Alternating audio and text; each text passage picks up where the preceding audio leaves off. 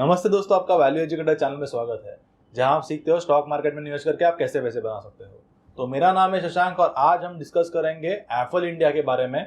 हम देखेंगे कि उनका बिजनेस मॉडल क्या है, क्या क्या अलग अलग सेगमेंट से उनके टोटल रेवेन्यूज आते हैं, उन्होंने अपना जो बिजनेस है वो कैसे शुरू किया, उसके आगे जाके कैसे एक्सपांशंस किया, किसने ये जो बिजनेस है वो शुरू किया, इसके बारे में डिटेल में डिस्कस करेंगे और बाद में फाइनेंशियल्स देखेंगे और वैल्यूएशंस के बारे में डिस्कस करेंगे।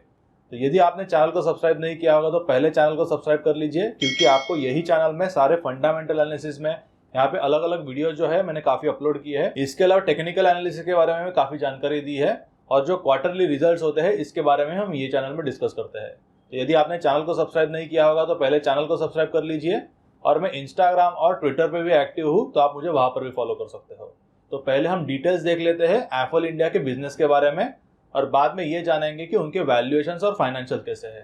एप्पल इंडिया का बिजनेस मोबाइल एडवर्टाइजिंग के रिलेटेड है, तो उनके बिजनेस के बारे में हम आगे जाके काफ़ी डिटेल में डिस्कस करेंगे।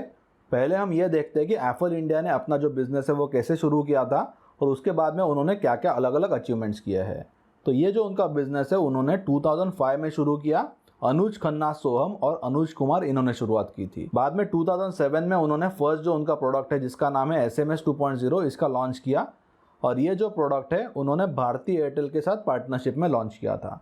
बाद में 2012 में उन्होंने क्रॉस स्क्रीन एडवर्टाइजिंग प्लेटफॉर्म जिसका नाम है रिपल इसका लॉन्च किया। तो क्रॉस स्क्रीन एडवर्टाइजिंग प्लेटफॉर्म इसका मतलब आप एक एडवर्टाइज जो है वो अलग अलग जो डिवाइसेस है उस पर दिखा सकते हो, जैसे कि मोबाइल हो गया या टैबलेट या लैपटॉप या ऐसे अलग अलग डिवाइसेस पे आप वो एडवर्टाइज दिखा सकते हो। बाद में 2015 में उन्होंने mobile audience as a service यानी मास इसका लॉन्च किया और 2017 में उन्होंने काफ़ी एक बड़ा अचीवमेंट किया जिसका नाम है मोबाइल एड फ्रॉड डिटेक्शन। तो मोबाइल एड फ्रॉड डिटेक्शन इसका मतलब जो मोबाइल के एड्स होते हैं वो एक्चुअल यूज़र जो है वो नहीं देख रहा है, पर यहाँ पर एक बॉट सेट किया है, यानी कोडिंग करके आप देखोगे तो एक वर्चुअल ऐसा मशीन क्रिएट किया है जो वर्चुअली ये जो एड्स है उस पर क्लिक कर रहा है। तो इससे क्या हो जाता है, जो एडवर्टाइज़र है उसको काफ़ी लॉस हो जाता है क्योंकि एक्चुअल यूज़र वहाँ पर वो जो ऐड है वो नहीं देख रहा है। तो ये जो वर्चुअल मशीन है वो डिटेक्ट करने के लिए बेसिकली एप्पल इंडिया ने ये प्लेटफॉर्म क्रिएट किया है जिसमें जो एडवर्टाइज़र है उसको लाइव टाइम में दिखता है या रियल टाइम में ये वो आइडेंटिफाई कर सकता है कि यहाँ पर एक्चुअल जो रियल कंज्यूमर है वो ऐड देख रहा है या कोई एक वर्चुअल मशीन है जो यहाँ पर क्लिक कर रहा है। तो इससे क्या हो जाता है कि एडवर्टाइज़र का जो एक्चुअल होने वाला लॉस है वो काफ़ी कम हो जाता है और उसका रिटर्न ऑन इन्वेस्टमेंट काफ़ी बढ़ जाता है। एप्पल इंडिया ने 2018, 19 और 20 में काफ़ी अलग अलग एक्विजिशंस किए हैं, जैसे कि 2018 में उन्होंने विजोरी प्लेटफॉर्म को एक्वायर किया, 2019 में उन्होंने शॉपर्स और रेवेक्स को एक्वायर किया और बाद में 2020 में मीडिया सॉफ्ट और एपनेक्स को एक्वायर किया। तो अभी हम उनका जो बिजनेस है इसके बारे में डिटेल देखते हैं। तो एप्पल इंडिया के बेसिकली दो रेवेन्यू के सोर्सेस है, एक हो गया कंज्यूमर प्लेटफॉर्म और दूसरा हो गया enterprise platform. Most of the उनके जो रेवेन्यूज है यानी 97.2% के रेवेन्यूज उनके कंज्यूमर प्लेटफॉर्म से आते हैं और बचे हुए 2.8% के रेवेन्यूज जो काफ़ी कम है वो एंटरप्राइज प्लेटफॉर्म से आते हैं। तो अभी हम ये जो दो अलग अलग सेगमेंट्स है इसके बारे में डिटेल में जानकारी लेते हैं। तो पहला जो सेगमेंट है कंज्यूमर प्लेटफॉर्म का, यहाँ पे उनके अलग अलग कैटेगरीज है यानी कैटेगरी E, F, G और H। तो कैटेगरी ई में आप देखोगे तो e commerce, entertainment, edtech, category F में फिनटेक, फूड और FMCG, कैटेगरी जी में गेमिंग, ग्रोसरीज और गवर्नमेंट और कैटेगरी एच में हेल्थ केयर आता है। तो ये जो अलग अलग कैटेगरीज है इसके रिलेटेड एप्पल इंडिया के पास अलग अलग एडवर्टाइजर्स आते हैं और बाद में एप्पल इंडिया ये डिसाइड करता है कि कौन सा जो कंज्यूमर है यानी जो कस्टमर है उसको कौन सा ऐड दिखाई देना चाहिए, यानी टारगेट ऑडियंस क्या है। तो इसके रिलेटेड मैं आपको एक एग्जांपल देता हूं। तो सपोज ऐसा कोई एक एडवर्टाइजर है, उसको हेडफोन सेल करना है, तो यहाँ पर उसका जो टारगेट ऑडियंस है वो हेडफोन या म्यूज़िक इंडस्ट्री या एंटरटेनमेंट इंडस्ट्री ये है। तो एप्पल इंडिया उनके डाटाबेस में से ये देखेगा कि ऐसे कौन से कंज्यूमर्स है कि उन्होंने पहले हेडफोन्स खरीदे थे या उसके रिलेटेड जो अलग अलग प्रोडक्ट्स है यानी स्पीकर हो गया, या आप देखो तो एंटरटेनमेंट इंडस्ट्री के रिलेटेड उन्होंने क्या क्या अलग अलग प्रोडक्ट्स खरीदे थे।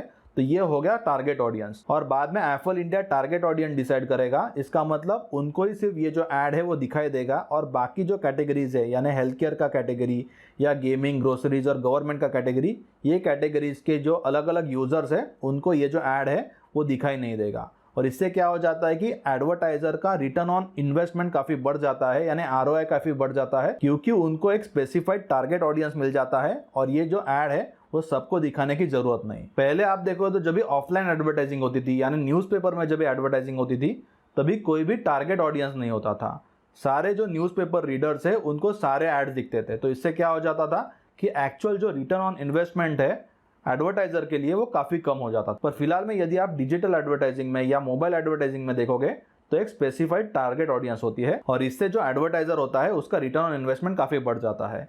तो ये जो अलग अलग कैटेगरीज हमने देखे, कैटेगरी ई, एफ, जी और एच, तो ये जो सारे कैटेगरीज यानी टोटल 10 कैटेगरीज मिलके एफल इंडिया की जो टोटल रेवेन्यूज है उसका 74% उन्होंने कंट्रीब्यूट किया था फाइनेंशियल ईयर 2020 में। तो ये जो सारे कैटेगरीज है वो कंज्यूमर प्लेटफॉर्म में आ जाते हैं। तो इसके अलावा आप देखोगे तो और एक उनका सेगमेंट है जो एंटरप्राइज का सेगमेंट है। यहाँ पे आप देखोगे तो जब भी जो बिजनेस है यानी ऑफलाइन सपोज कोई एक बिजनेस है और उसको ऑनलाइन जाना है, इसके लिए कोई ऐप डेवलपमेंट करना है, तो इसके लिए आप देखोगे तो एफल इंडिया उनको हेल्प करता है। या इसके अलावा भी आप देखोगे तो ऑफलाइन टू ऑनलाइन उनका और एक सेगमेंट है। तो यहाँ पे सपोज आपका एक शॉप है तो उसके रिलेटेड आपका जो एडवर्टाइजिंग होगा वो एफल इंडिया ऑनलाइन करेगा, पर एक्चुअल जो कस्टमर होगा वो आपके शॉप में आके प्रोडक्ट खरीदेगा। तो ये जो मॉडल है उसको ऑनलाइन टू ऑफलाइन कहा जाता है। यानी एक्चुअल में जो बुकिंग होगी वो ऑनलाइन बुकिंग होगी, पर बाद में जो कंज्यूमर होगा या जो कस्टमर होगा वो पर्टिकुलरली वो शॉप में या वो प्लेस में जाके बाद में डिसाइड करेगा कि कौन सा प्रोडक्ट उसको खरीदना है। अभी हम देखते हैं कि कॉस्ट पर कन्वर्टेड यूज़र यानी CPCU ये कौन सा मॉडल है। तो उसके पहले हम और दो मॉडल्स देख लेते हैं। एक है CPC और दूसरा है CPM। तो CPC इसका मतलब कॉस्ट पर क्लिक और CPM इसका मतलब कॉस्ट पर माइल या जिसको कॉस्ट पर 1000 भी कहा जाता है। तो CPC मॉडल में आप देखोगे तो यदि जो कस्टमर है या जो कंज्यूमर है वो ऐड पे क्लिक करता है तभी आप देखोगे तो एडवर्टाइजर को चार्ज होता है। और जो दूसरा मॉडल है CPM यानी कॉस्ट पर 1000 व्यूज, इसमें क्या होता है कि जो एडवर्टाइजर होता है उसको पर 1000 व्यूज के अकॉर्डिंगली कुछ चार्ज होता है। तो यहाँ पर एक्चुअल जो यूजर है उसके कन्वर्जन से कोई रिलेशन नहीं होता। यहाँ पर सिर्फ क्लिक और जो व्यूज होते हैं उसके अकॉर्डिंगली ही जो चार्ज होता है वो एडवर्टाइजर को किया जाता है। पर एफल इंडिया का मेजर फोकस आप देखोगे यानी 91.4% के उनके जो रेवेन्यूज है वो एक्चुअली CPCU ये जो मॉडल है उससे ही आते हैं, और बचे हुए सिर्फ 8.6% के जो रेवेन्यूज है वो नॉन CPCU यानी CPC और CPM ये जो मॉडल है उससे आते हैं। तो एक्चुअल में आप देखोगे तो जो एडवर्टाइजर होता है उसके लिए CPCU यानी कॉस्ट पर कन्वर्टेड यूजर ये काफ़ी अच्छा मॉडल है, जिससे उनका रिटर्न ऑन इन्वेस्टमेंट यानी ROI काफ़ी बढ़ जाता है।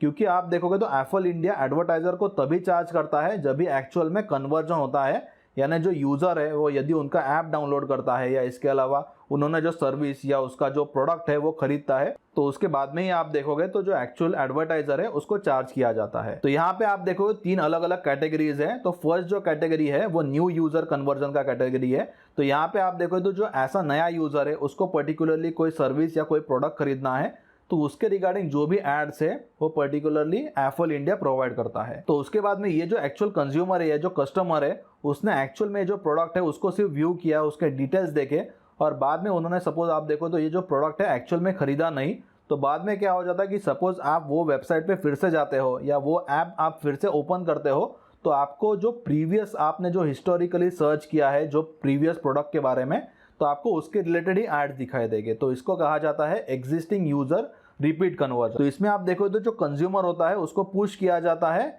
वो कंप्लीट ट्रांजैक्शन करने के लिए। और थर्ड कैटेगरी आप देखोगे तो ऑनलाइन टू ऑफलाइन का कैटेगरी है। यहाँ पे आप देखोगे तो एक्चुअल में जो कंज्यूमर है वो सिर्फ जो ऐड है वो ऑनलाइन देखता है और बाद में उसको बुक करता है वो पर्टिकुलर प्रोडक्ट को, और बाद में एक्चुअल में वो शॉप में जाके वो जो प्रोडक्ट है वो कंज्यूमर बाय करता है उसके चॉइस के अकॉर्डिंगली। तो अभी हम देखते हैं कि एफल ग्रुप का शेयर होल्डिंग का क्या स्ट्रक्चर है।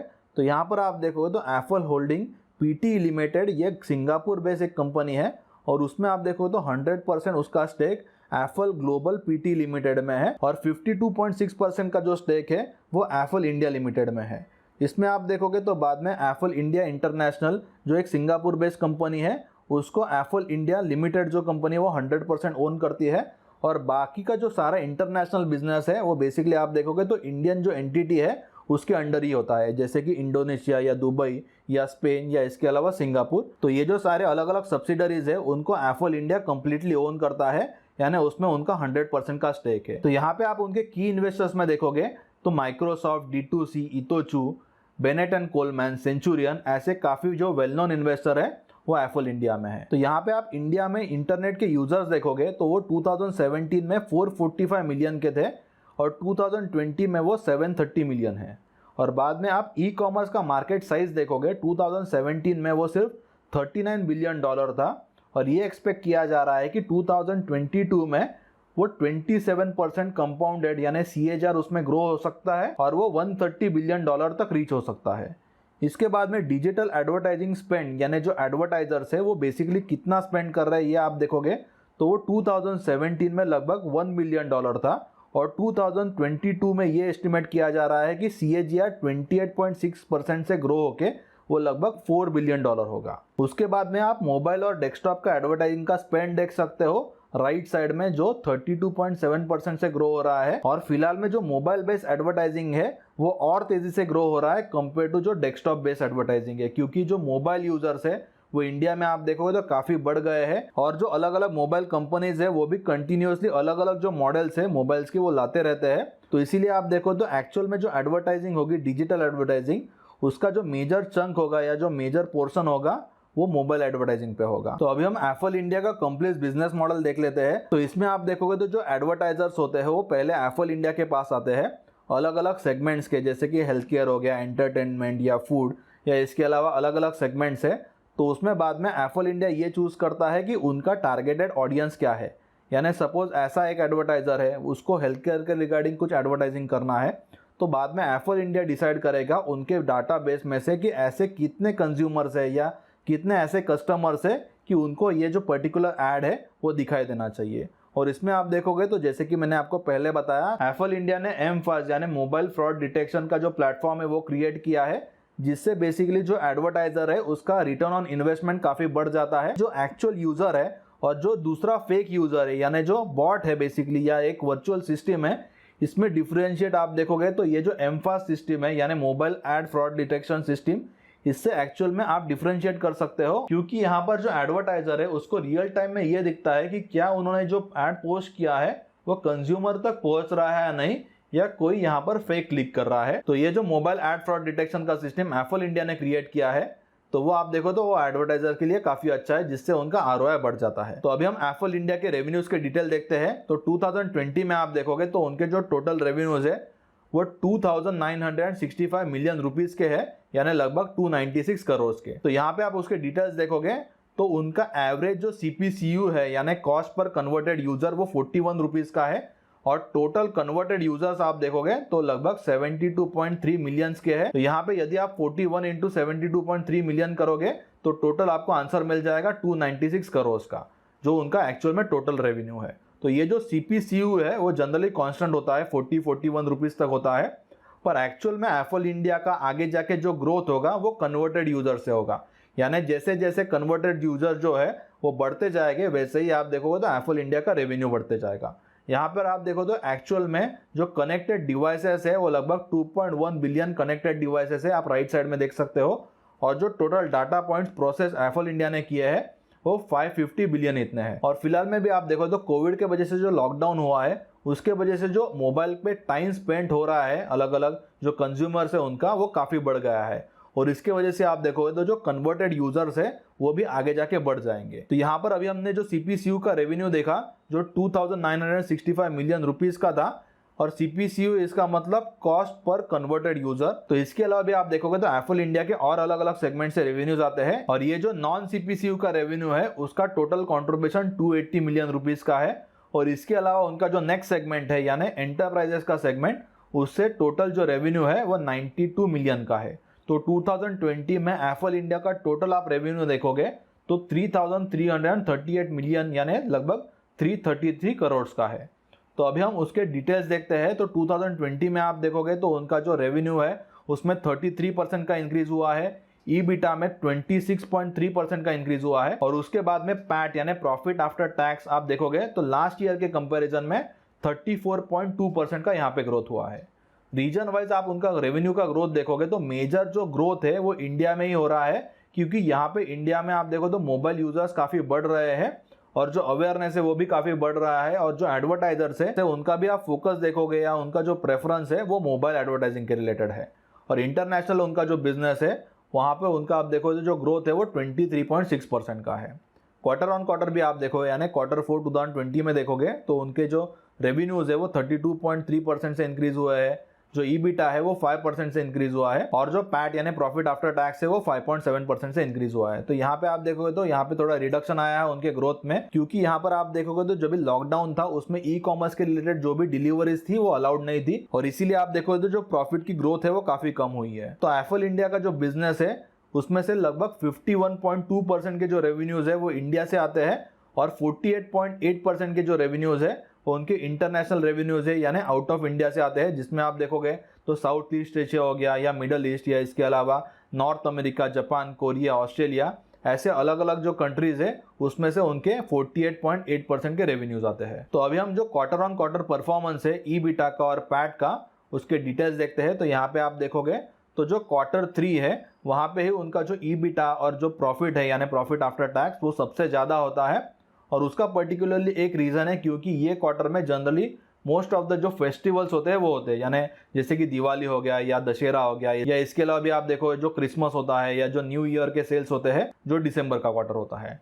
इसमें आप देखोगे तो जनरली उनके जो ईबिटा का मार्जिन है वो लगभग 25 to 30% के है और जो पैट के मार्जिन यानी प्रॉफिट आफ्टर टैक्स के मार्जिन आप देखोगे तो लगभग 20 to 23% के है। रिसेंटली 2020 में थोड़े कम हो गए हैं, 18.3% के है और इसका रीजन जैसे कि मैंने आपको पहले बताया कि लॉकडाउन का यहाँ पर कुछ इम्पैक्ट आया है क्योंकि उनका जो ई कॉमर्स का बिजनेस है वो लॉकडाउन की वजह से अफेक्ट हुआ है।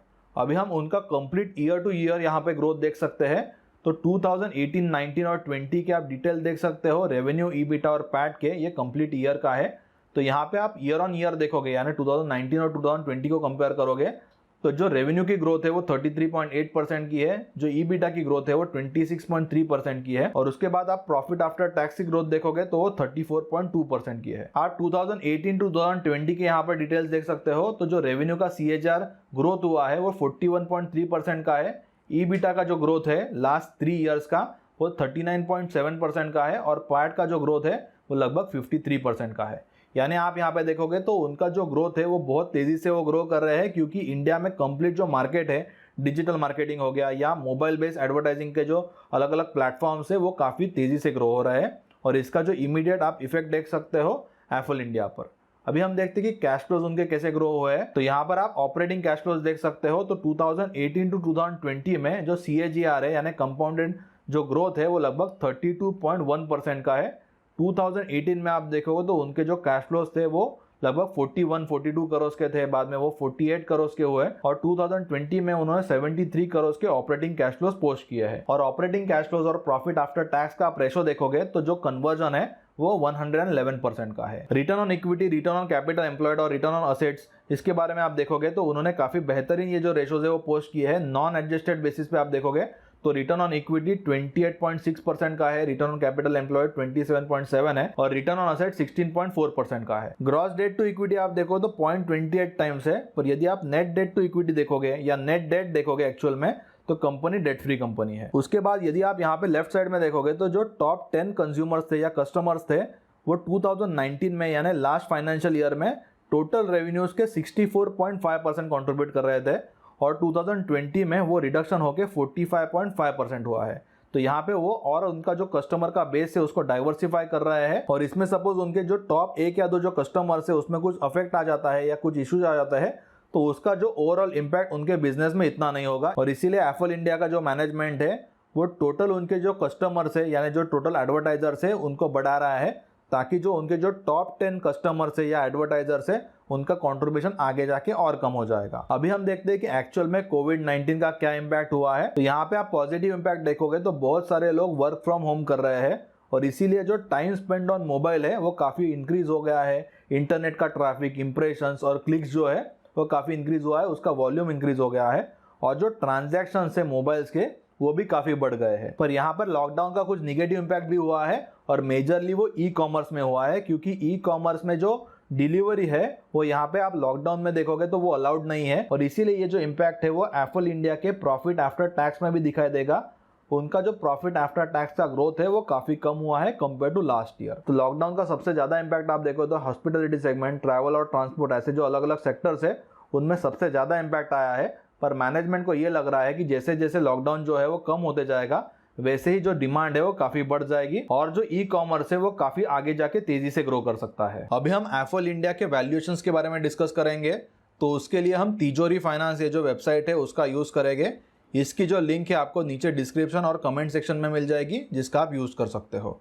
तो यहाँ पर यदि आप एफल इंडिया लिखोगे तो उसके जो सारे डिटेल्स आपको यहाँ पे मिल जाएंगे। तो यहाँ पे आप मार्केट कैप देखोगे तो 4,500 करोड़ का मार्केट कैप है। करंट प्राइस टू अर्निंग आप देखोगे तो 68 टाइम्स, और जो शेयर प्राइस है वो 1,765 रुपीज़ का है। इसके बाद आप नीचे उनके रेवेन्यू का मिक्स देख सकते हो, जिसके बारे में हमने पहले भी डिस्कस किया। एक कंज्यूमर का प्लेटफॉर्म है जिससे आप देखोगे तो टोटल रेवेन्यू का 97% रेवेन्यू यहाँ से आ जाते हैं, और जो दूसरा सेगमेंट है वो एंटरप्राइज का प्लेटफॉर्म है जहाँ से 3% के रेवेन्यू आते हैं। इसके बाद में भी यदि आपको फाइनेंशियल्स के डिटेल्स देखने हैं तो आप फाइनेंशियल्स ये जो टैब है यहाँ पे देख सकते हो। तो यहाँ पे आपको स्टॉक प्राइस मिल जाएगा। इसके अलावा उनके जो बाकी डिटेल्स है, पी क्या है, लास्ट 5 ईयर्स के प्रॉफिट मार्जिन कितने थे, ROE यानी रिटर्न ऑन इक्विटी कितना था, रिटर्न ऑन असेट कितना था लास्ट 5 ईयर्स का, तो ये जो सारा डेटा है आपको यहाँ पे मिल जाएगा। इसके बाद में आप बैलेंस शीट देख सकते हो, प्रॉफिट एंड लॉस स्टेटमेंट के डिटेल्स देख सकते हो, कैश फ्लो देख सकते हो, और इसके अलावा जो अलग अलग रेशोज होते हैं, यानी क्विक रेशो क्या है, करंट रेशो क्या है, interest coverage ratio, asset turnover ratio, ऐसे बहुत सारे अलग अलग रेशोज के बारे में जो डिटेल्स है आपको ये वेबसाइट में मिल जाएंगे। प्रॉफिटेबिलिटी रेशो भी आप यहाँ पे देख सकते हो, और एंड में आप वैल्यूएशंस के रेशो देख सकते हो, और उसके बाद भी जो क्वार्टरली के रिजल्ट्स है उसके डिटेल्स आप यहाँ पे देख सकते हो। ये साइड में आप देखोगे तो काफ़ी एक इन्फॉर्मेटिव चीज़ उन्होंने ऐड की है। नॉलेज बेस में आप क्लिक करोगे तो आपको डायरेक्टली सारे जो कॉन्फ्रेंस कॉल्स है और जो अर्निंग रिलेटेड प्रेजेंटेशंस है इसके भी सारे डिटेल्स मिल जाएंगे। तो ये काफ़ी मुझे अच्छा लगा ये वेबसाइट के बारे में। तो आप भी जो सारे डिटेल्स है उसका यूज़ कर सकते हो। सारे कॉन्फ्रेंस कॉल पढ़ के आपको और डिटेल में समझ जाएगा उनका जो बिजनेस है उन्होंने कैसे रन किया है, या प्रेजेंटेशन में भी आपको और कुछ डिटेल्स मिल जाएंगे। तो ऐसे जो डिटेल्स है आप ये वेबसाइट में देख सकते हो। तो फिलहाल में मुझे एफल इंडिया के जो वैल्यूएशन है वो बहुत ज़्यादा एक्सपेंसिव लगते हैं। बिजनेस मॉडल आप देखोगे तो उनका एक अच्छा बिजनेस मॉडल है, क्योंकि वो एक असेट लाइट बिजनेस मॉडल है जिसमें कोई भी डेट नहीं है उनके बिजनेस में। इसके अलावा आप उनके मार्जिन देखोगे तो काफ़ी अच्छे मार्जिन उन्होंने पोस्ट किए हैं, और इसके अलावा आप देखोगे तो वो एक लीडिंग प्लेयर है। यहाँ पे मुझे वैल्यूएशंस के अलावा और एक जो मेजर निगेटिव पॉइंट लग रहा है वो ये है कि यहाँ पे कंपटीशन में आप देखोगे तो गूगल है, और गूगल ये एक ग्लोबल प्लेयर है, सबसे बड़ा प्लेयर है, मार्केट लीडर है, और वो भी आप देखोगे तो सेम बिजनेस में है, और गूगल के पास बहुत ज़्यादा डेटा है कंपेयर टू एप्पल, और इसीलिए आगे जाके एप्पल में कुछ इश्यूज आ सकते हैं, और वैल्यूएशन भी मुझे बहुत ज़्यादा महंगा लग रहा है, और इसीलिए फिलहाल मैं एप्पल इंडिया को मैं होल्ड नहीं कर रहा हूँ मेरे पोर्टफोलियो में, और इसको मैं फिलहाल में अवॉइड करूंगा। तो क्या आप आपके पोर्टफोलियो में एप्पल इंडिया को होल्ड कर रहे हो, और क्या आपको लगता है कि फिलहाल के जो वैल्यूएशन है एप्पल इंडिया के वो अंडर वैल्यूड वैल्यूएशन है? तो इसके रिगार्डिंग आपका जो ओपिनियन होगा वो आप मुझे कमेंट में लिख के बता सकते हो। इसके अलावा यदि आपको और जो बाकी स्टॉक्स है इनके बारे में काफी डिटेल में जानकारी चाहिए होगी, एक सेपरेट वीडियो चाहिए होगा, तो इसके रिलेटेड भी आप मुझे आपके जो सजेशंस है वो नीचे कमेंट में लिख के बता सकते हो। यदि आगा तो प्लीज इसे लाइक कर दीजिए, मेरे चैनल को सब्सक्राइब कीजिए और बेल आइकॉन पे क्लिक कीजिए, ताकि ऐसे जो वीडियोस है वो आप आगे जाके फ्यूचर में भी देख सकें।